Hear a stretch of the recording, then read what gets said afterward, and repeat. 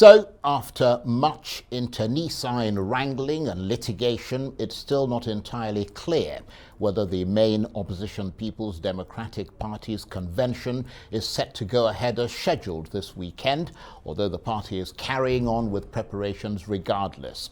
The PDP has been embattled for months as it seeks a direction for its future in the Buhari APC years, a future which will, in the short to medium term, be determined by the upcoming 2023 presidential election. Haunted by Atiku Abubakar's punishing loss in 2019 and the PDP's identity crisis since then, there are many who are watching the party's internal struggles between the establishment and the progressives and wondering if it'll ever recover. So perhaps we should say that PDP members are bracing themselves for this weekend's convention, if it takes place. So how can members of the party keep themselves united after 7 years in the wilderness of Nigerian politics? Well, one man who has an insider's command of the People's Democratic Party and has often given Nigerians a compelling but controversial look at the politics and the people that make up the PDP is Prince Kassim Afegbua, who was the PDP's presidential election spokesman in the 2019 ballot and who has been embroiled in conflict with members of the PDP in his home state of Edo, and he joins me now in the studio. Thank you very much indeed. I was expecting you to burst into laughter because that's what you did. That's what you did at the outset. But beyond laughter, let's be serious. Yeah. Because there are conflicting reports about whether you are still a member of the PDP or not, whether you've been suspended or expelled from the party. So I have to ask you, are you still a member of the PDP? Charles, I think we have gone beyond this. I'm a full bona fide financial member of the PDP. In 2020, I was given a month suspension, which lapsed September 2nd, 2020, prior to the governorship elections of September 19th. Thereafter, this year, when I started, the clamor for the removal of Prince Uche Secondus, the state chairman woke up one morning in Edo State and said I was being expelled from the party. But the procedure for expulsion of anyone in the party constitution starts from the ward. Starts from the ward. Yeah. So my ward came out with a disclaimer. The local government executive also came out with a disclaimer. They said, no, I remain their member. No discussion like that took place. And so the chairman cannot just wake up and say, I've been expelled. So to all intents and purposes, without prejudice to anyone, I'm still a full bona fide member. Right, but not to sort of pour a bucket of water on what you're saying. I mean, from what we're hearing, the process, I mean, because, there's a lot of different things going on, which is why perhaps we ought to have you here, although you're simply one side of the conflict. I mean, but the point is that there have been suggestions that it all started at the ward level and then moved on to the local government. Yeah. No. And that eventually it was ratified at the national level. No, nothing like that. Charles, I can tell you, I'm not crazy about belonging to any political party at that. But for God's sake, if decisions were taken at the ward level, local government level, they would have served me. But my ward came out with a communique denouncing that expulsion, so-called expulsion. The local government came out with another statement denouncing it. So for me, nothing. If it took place at the ward level, then they wouldn't be coming up with a communique to say, So where do things stand now then? No, nothing has happened. That was just. I mean, are you attending all the meetings and making yourself? I'm attending meetings that are due to members. I'm just a member, an ordinary member of the party. I'm not holding any position. When these positions came on board, they wanted me to contest. I said, no, I'm not interested. They wanted me to contest for National Publicity Secretary initially. I said, no. It was zoned to South. From there, they zoned it to Southwest. I said, I'm not interested. I want to be an ordinary member who can vote and be voted for. That's just Okay, but I'm surprised that you haven't switched parties so far, which is pretty much what happens with Nigerian politics. I mean, with all the falling out that clearly has occurred between you and, you know, parts of the PDP. I mean, what is it about the PDP that has made you sort of stick it out? Well, Charles, you see, the point is, Well, you just couldn't be bothered, really. I don't really see, you know, a viable party for now, and that was why initially I took up the challenge, you know, to pep up Secondus from the butt that he needs to wake up. We need to provide a position to Nigerians. Nigeria is going down the drain, and we're just watching. And if you say you are you are an opposition platform, which is an integral part of the democratic process, you need to ensure that you put the government and power on their toes on policy issues, being proactive on other issues they undertake, and that way Nigerians will see an alternative voice. But it was becoming like a monologue, listening to APC all the time, APC criticizing the APC and all of that. Where is the opposition PDP? So I told Secondus and his team, I said, you guys got to wake up.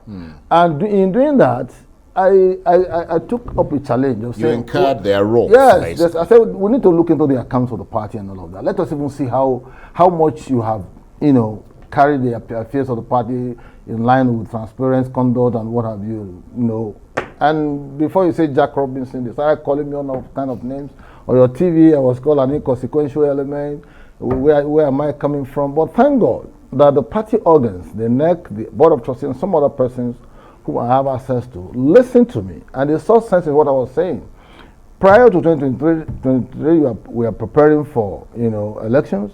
You need a platform that can engage the behemoth APC, so to speak, because every now and then you sat down as a chairman, you lost 3 elected governors on your platform, and you didn't seek legal redress. How do you define that as a leader? Senators were defecting. House of Rep members were defecting. For God's sake, I won't sit down in my comfort zone saying that happened if I'm chairman of the PDP. And so someone said, who do you have better than Secondus? I said, I am better than Secondus. Give me the opportunity to lead PDP and you'll see a different dimension to engaging, you know, opposition politics in this country. And Nigerians will have cause to listen to me, because I will engage government policy for policy, issues for issues. I told them, form a shadow cabinet. Let us begin to engage them sectorally. If you say this is your power ministry, this is our shadow minister for power.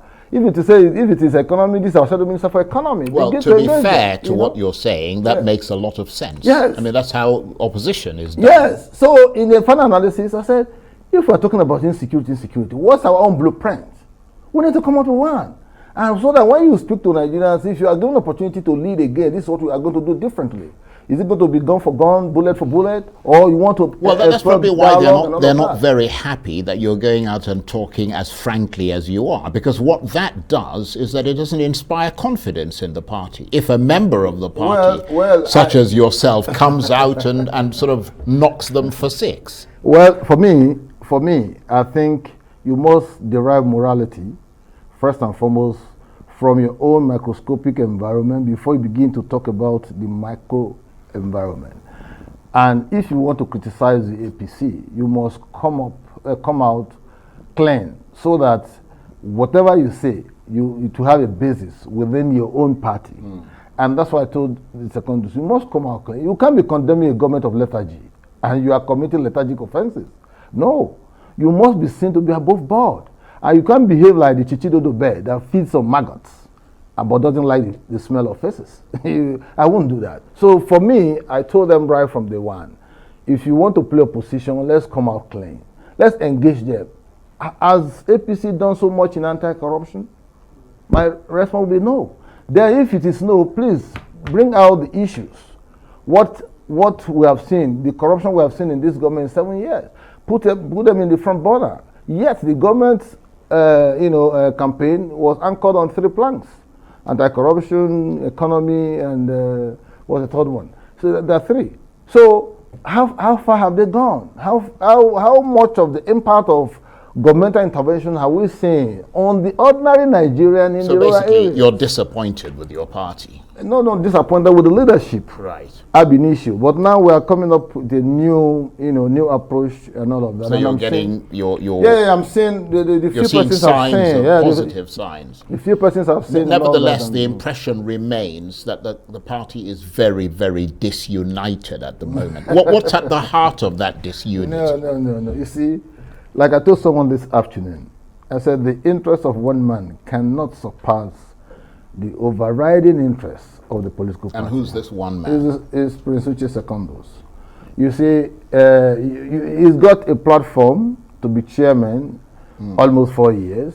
He was acting chairman before then. He was national organizing secretary. This party has done so much for him. And it's about time for him to, to call it, quit, stay by the sideline. Allow other guys, other players who can move the narrative further to come on stream. It's not about people saying this. We are not disunited. PDP is not disunited. Disunity is for me, is just an operative word. What is key is your ability to be able to rally around persons and interests and strike a deal that will help to move the aspirations of the party forward.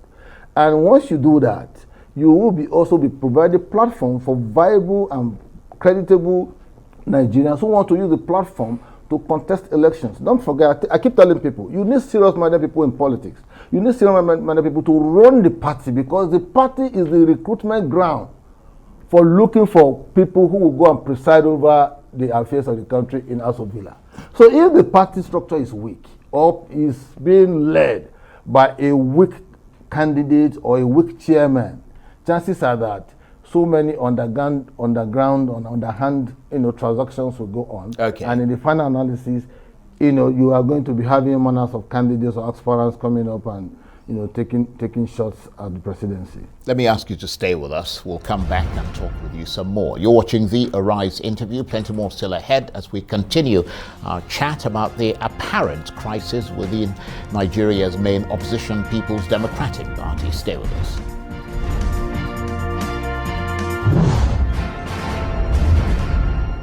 Welcome back to the Arise interview. I'm Charles Aniagolu. Now, as we mentioned at the outset, Nigeria's main opposition, People's Democratic Party, or PDP, is on a collision course with itself ahead of the party's convention, which will hopefully take place on Saturday. The party is not only battling over the enormous challenge of trying to win the next presidential election in 2023, perhaps more immediately, it's also fighting to retain its members and to find suitable leaders. But some analysts have suggested that the everyday waxing and waning of a political party's fortunes is not necessarily indicative of a more profound crisis. They say that the idea of a crisis in political parties is simply not new, and therefore the PDP or the APC or any other party for that matter often has the kind of backup resilience to withstand the crisis. Well, we're all watching, waiting to see which direction it's all going to go. And the political analyst, Prince Kassim Afegbua, who was the presidential election spokesman for the opposition PDP in the 2019 presidential ballot and has himself been caught up in the party's internecine conflict, is still with me in the studio. Thank you for staying with us. Thank you. How does the PDP plan to take power away from the APC in 2023? Oh, that's a big question. It's quite loaded. It's quite loaded, but very simple. If we're able to get our acts together.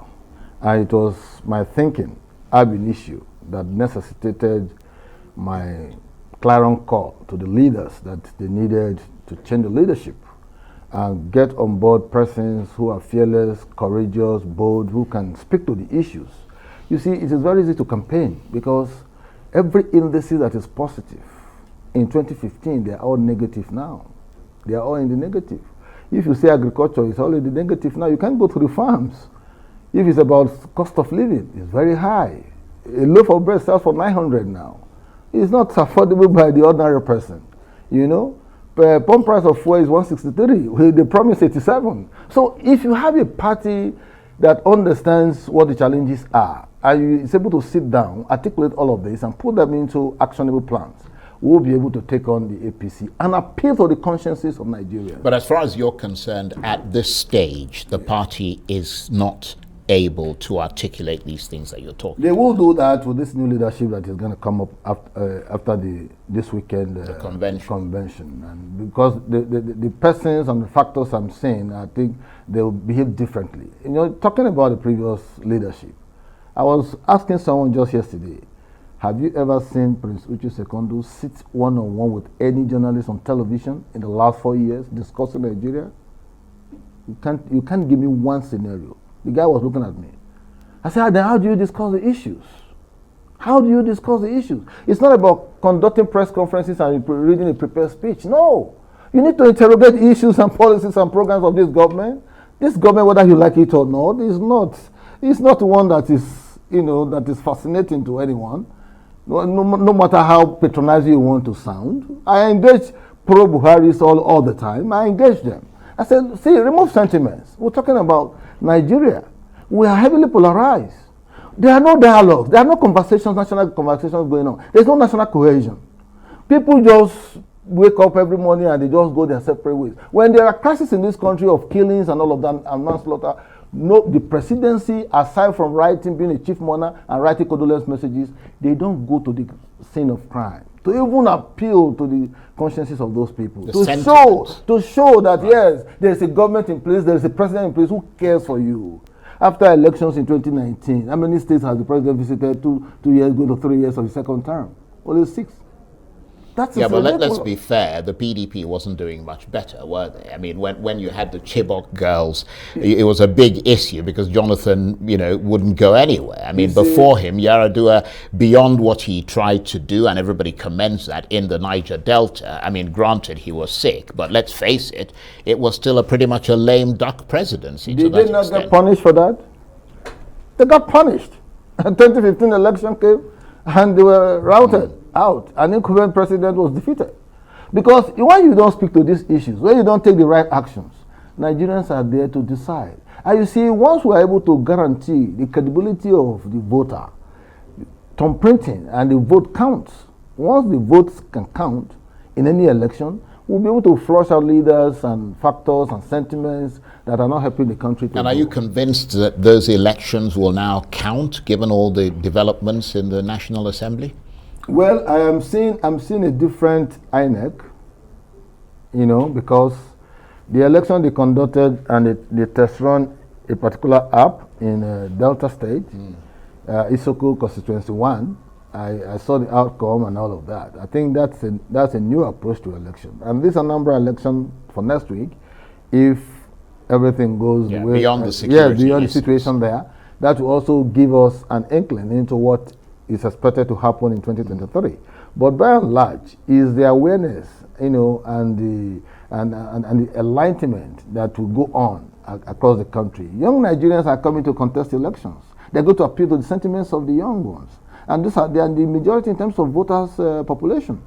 So if you misbehave, I think you are a behemoth party, opposition and all of that, you'll be shocked what will happen. There can be a movement that will snowball into being a political movement, and in the final analysis support a candidate of a younger element that, who can appeal to the sentiments of the young ones. So for now, Nigeria is just on a delicate balance. Right. What's your assessment? You mentioned Anambra State, the governorship elections coming up next week.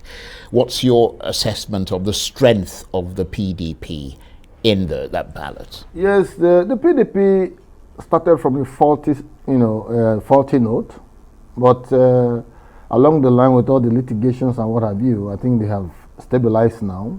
The campaigns are on. They've got a very good candidate, very solid brain, and I'm expecting that all things being equal, if the votes will count, they will put up a good showing. I'm not going to be one that will say, the PDP will win the election. No. I want it'll be a tough fight. It will be a tough fight between APGA and PDP, not even APC, because the APC candidate is not campaigning. maybe they are expected to do something. Well, they were on television on Arise News this morning, and they appear to be putting up a good fight, so it may not be a good idea to take them for granted. It's not about taking someone for granted. Yeah. You see, you need to go around local governments, villages, and all that, and feel the pulse of the people, and talk to them of what you intend to do. You know, they try to conduct what do you call it, flag off on 2 occasions. They cancelled it and all of that. If anyone is waiting, thinking that they will rig elections, or it won't work in November 6th. Well, we'll wait and see what happens. But this weekend is the PDP's convention. Yeah. Tell us more about your assessment of how it's going to go. Is it going to be a fractious affair? No, it won't be. It won't be. You see, I'm quite happy that, to a large extent, some of the positions being vied for have been zoned to, Yes, I understand that certain states. most of them have actually been already settled. Geopolitical zones and consensus building is also a fantastic resource, within political parties, if you can do that peacefully. Consensus is not total, but once it's not total, you give the other person opportunity to contest. So where you have consensus, there's a likelihood that some other persons may still contest. But from those who have collected forms thus far, it's very obvious that the convention will, come out very smoothly, and we'll be able to take off from there, and see how we can galvanize all our opportunities, build a synergy across the state chapters, come together, put us together, and begin to, to speak to the consciences of Nigerians. Nigeria is heavily fractured, so the political party of PDP's own emanation shouldn't be seen to be fractured. So, because in a hopeless situation, you need political party and individuals and persons to give hope. You need to resonate hope. So once that is not there, it becomes a problem. We'll have to watch and see, but absolutely delighted to have you on the program today. Pleasure, Prince Kassim Afegbua was the presidential election spokesman for the opposition PDP in 2019, and he is, of course, also a political analyst. Thank you very much indeed.